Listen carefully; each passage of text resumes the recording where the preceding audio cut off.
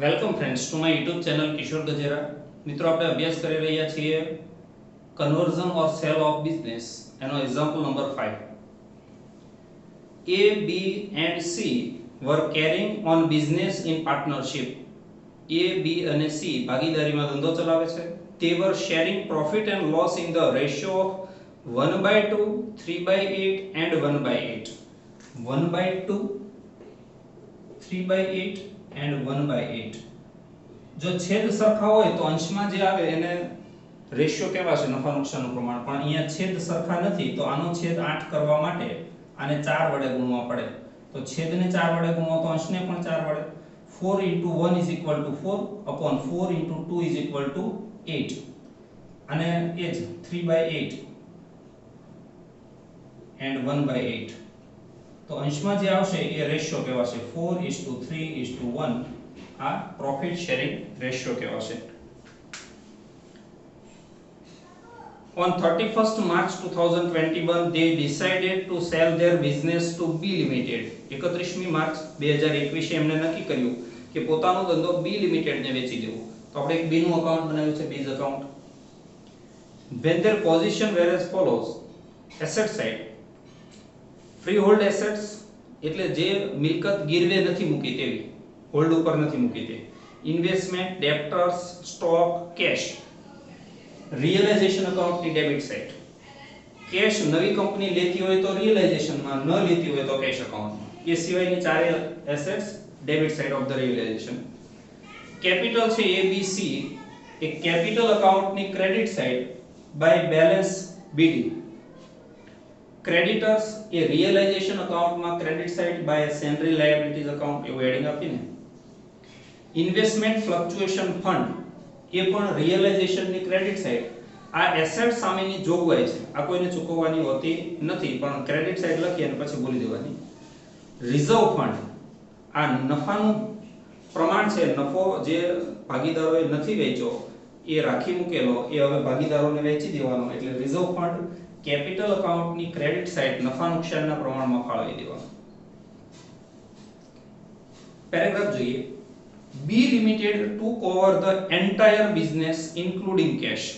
B Limited આખો જ ધંધો કેશ સહિત લઈ લેશે. And the purchase price was payable in full, paid 4000 share of ₹10 each, issued at ₹12 each. Purchase price પેટે 4000 ઇક્વિટી શેર, 10 નો છે એની દાર્શનિક કિંમત 10 છે પણ 12 માં આવશે એટલે 4000 * 12 કરવાના 48000. ડિબેન્ચર ઓફ ₹10000, 10000 ના ડિબેન્ચર, and ₹3000 in cash, અને 3000 કેશ માં આવશે. અહીંયા તમને બધા જ કન્સિડરેશન, બધા જ અવેજ આપી દેવામાં આવ્યા છે એટલે અહીંયા કન્સિડરેશન મેથડનો ઉપયોગ થશે. આ ત્રણેયનું ટોટલ એ પરચેસ પ્રાઇસ સેલિંગ પદ્ધતિ. The expenses of realization amounted to ₹1000. વિસર્જન ખર્ચ, dissolution expenses જે આપણે કહીએ તે. આની એન્ટ્રી થશે realization account debit to bank account. Second paragraph. There is no agreement between the partners as regards the proportion in which share and debenture are to be divided among them. ભાગીદારો વચ્ચે એ બાબતમાં કોઈ કરાર કરવામાં નથી આવ્યો કે નવી કંપની પાસેથી જે શેર કે ડિબેન્ચર મળશે એ પાર્ટનર્સ કયા પ્રમાણમાં વેચી લેશે. જો તમને કીધું હોય કયા પ્રમાણમાં વેચી લેશે તો એ પ્રમાણમાં આપવાના. જો ન કીધું હોય તો કેપિટલ અકાઉન્ટની ક્લોઝિંગ બેલેન્સના પ્રમાણમાં, આ શબ્દ યાદ રાખજો, closing balance of the capital account આ પ્રમાણમાં વેચી લેવાના. ઉપર તમને કીધું તો સરખા પ્રમાણમાં વેચી લીધા તો આપણે સરખા પ્રમાણમાં ઇક્વિટી શેર યોગેશ મહેશને આપી દીધા. અહીંયા કોઈ એગ્રીમેન્ટ નથી અથવા કોઈ સૂચના ન હોય તો ફરી વખત યાદ રાખી લો, કેપિટલ અકાઉન્ટના ક્લોઝિંગ બેલેન્સના પ્રમાણમાં, એટલે ક્લોઝિંગ બેલેન્સ આપણે શોધીશું. Second paragraph. Third paragraph. You are required to close the books of the firm, distribution share and debenture in the proportion you deem fit. તમને યોગ્ય લાગે એ પ્રમાણે શેર ડિબેન્ચર ફાળવો. મતલબ કે અહીંયા તમને આ નિયમની વાત કરે છે, તમારા રૂલ યાદ રાખવો પડશે. છેલ્લે કેપિટલ અકાઉન્ટની જે ક્લોઝિંગ બેલેન્સ આવે એનો રેશિયો કાઢવાનો અને એ પ્રમાણે શેર ડિબેન્ચર ફાળવવાની, એવી વાત છે અહીંયા. First of all purchase price ગણવાની. આ ક્રમ પણ તમે યાદ રાખી લેજો. પરચેસ પ્રાઇસ અહીંયા કન્સિડરેશન મેથડ થી ગણાશે એમાં equity share capital 4000 into 12 is equal to 48000, debenture 10000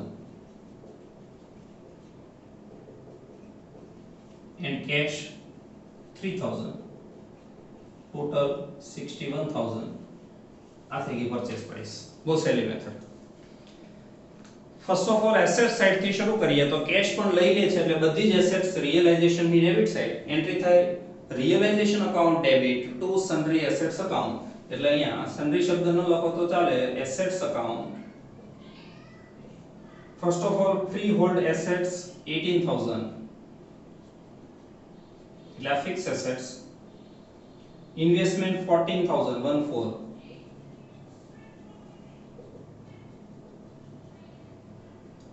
debtors 15000,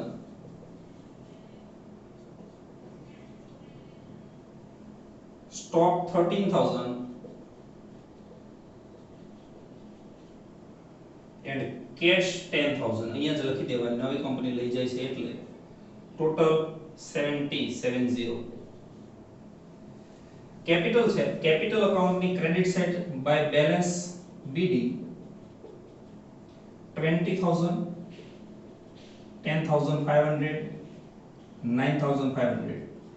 હવે જે છેલ્લે રિઝર્વ આપ્યું છે રિઝર્વ ફંડ પણ અહીંયા જ ફાળવી દેવાય બાય રિઝર્વ ફંડ. એના નફા નુકસાનના પ્રમાણ 431, 4000, 3000, 1000, ટોટલ 8000 છે.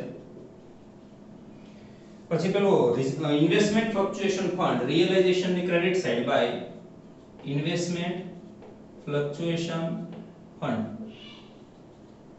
amount 2000.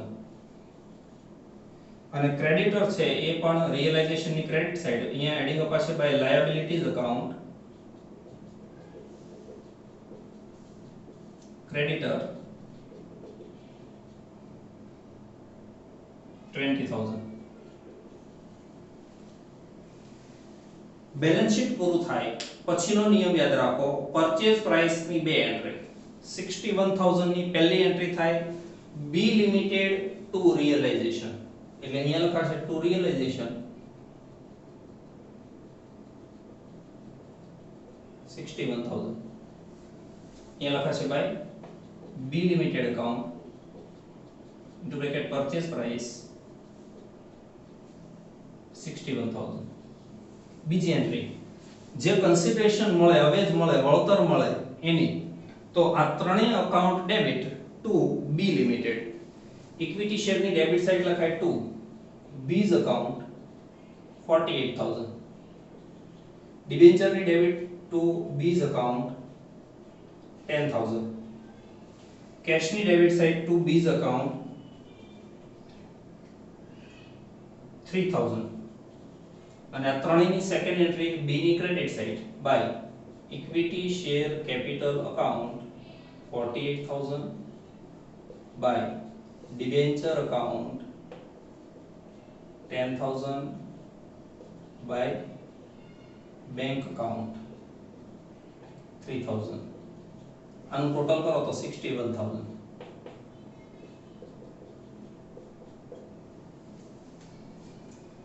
પરચેઝ પ્રાઇસ ની બે એન્ટ્રી થાય પછીનો નિયમ, જે એસેટ નવી કંપની ન લેતી હોય એને વેચી દેવાની અથવા પાર્ટનર લઈ જશે એવું કીધું હશે તમને.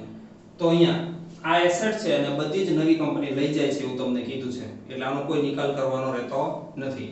ત્યાર પછી જે લાયબિલિટી નવી કંપની ન લેતી હોય એ ચૂકવી દેવાની. અહીંયા એક જ લાયબિલિટી છે અને કીધું છે કે એન્ટાયર બિઝનેસ લઈ લે છે એટલે લાયબિલિટી પણ નવી કંપની લઈ લે છે, એ ચૂકવવાની રહેતી નથી. ત્યાર પછી જો કોઈ ડિસોલ્યુશન એક્સપેન્સીસ આપ્યો હોય તો એ ચૂકવવાનો. અહીંયા 1000 આપ્યો છે. એન્ટ્રી થાય રિયલાઇઝેશન ટુ બેંક, તો રિયલાઇઝેશન ની debit side to bank account into bracket dissolution expenses 1000 અને અહીંયા credit side by realisation account 1000. ત્યાર પછી તમારે આ નવી કંપનીના શેર ડિબેન્ચર એ પાર્ટનર્સને ફાળવી દેવાના, પણ એ કયા પ્રમાણમાં ફાળવવાના એના માટે આ ક્લોઝિંગ બેલેન્સ જોઈએ અને ક્લોઝિંગ બેલેન્સ ત્યારે જ મળે જ્યારે રિયલાઇઝેશન નો પ્રોફિટ કે લોસ તમે કેપિટલ અકાઉન્ટમાં લખો તો એના માટે પહેલા તમારે રિયલાઇઝેશન અકાઉન્ટ ક્લોઝ કરવું પડે એનું ટોટલ થાય 83000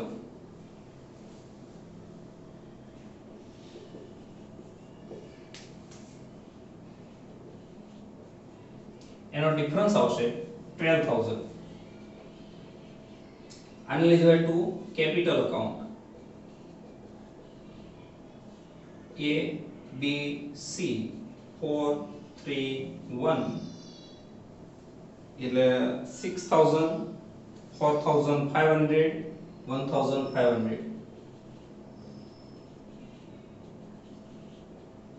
આ રીતે આની બીજી એન્ટ્રી જાય ABC ની ક્રેડિટ સાઈડ અહીંયા by realisation account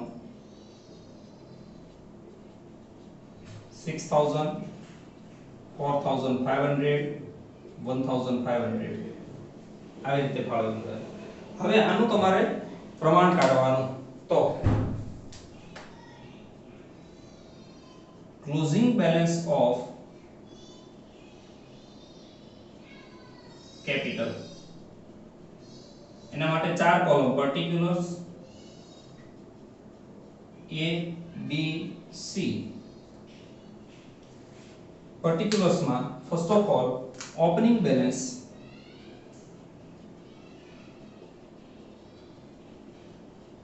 20,000 10,500 and 9,500 after that reserve fund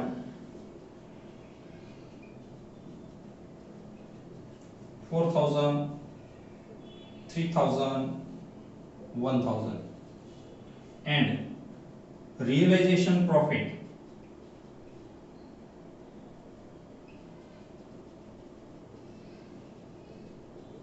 6,000 4,500 and 1,500 જો ડેબિટ સાઈડ કોઈ અમાઉન્ટ હોત ને profit and loss account debit એવું કંઈ તો એ માઈનસ કરવું પડે પણ એવું કંઈ છે નહીં એટલે આ ત્રણેયનું ટોટલ થાય 30,030 18,000 12,000 આને કહેવાશે ક્લોઝિંગ બેલેન્સ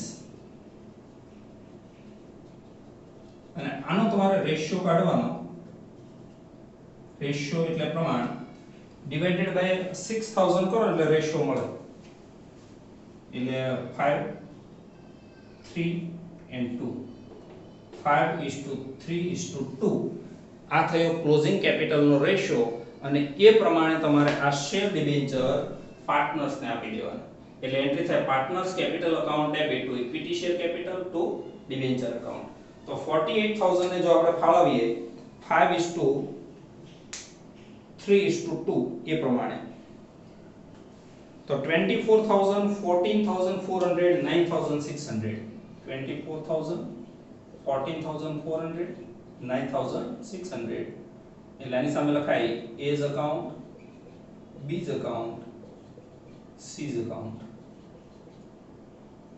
આનું ટોટલ કરો એટલે 48,000 આ અકાઉન્ટ ક્લોઝ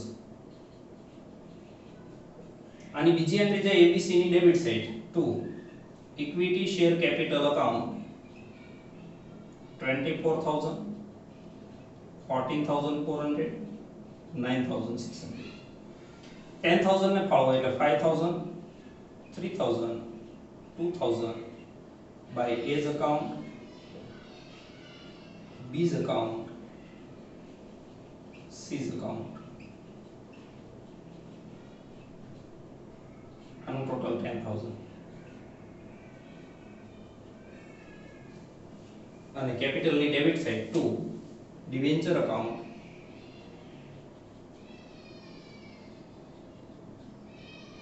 5,000 3,000 2,000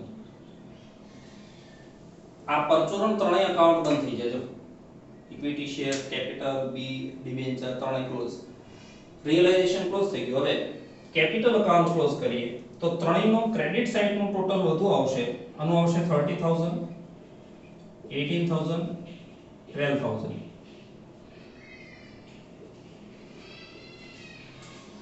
ડિફરન્સ આવશે 1,000 600 400 આની સામે લખાય to bank account cash account और कैश बैंक अकाउंट ત્રણેયમાંથી કંઈ પણ લખી શકો અને કેશ બેંક ની ક્રેડિટ સાઈડ બાય એજ account 1000 by B's account 600 by C's account 400 total 3000 તો આવી રીતે કેશ અકાઉન્ટ છેલ્લે મળી જાય એટલે તમારો સમ સાચો છે એવું સમજવું thank you very much friends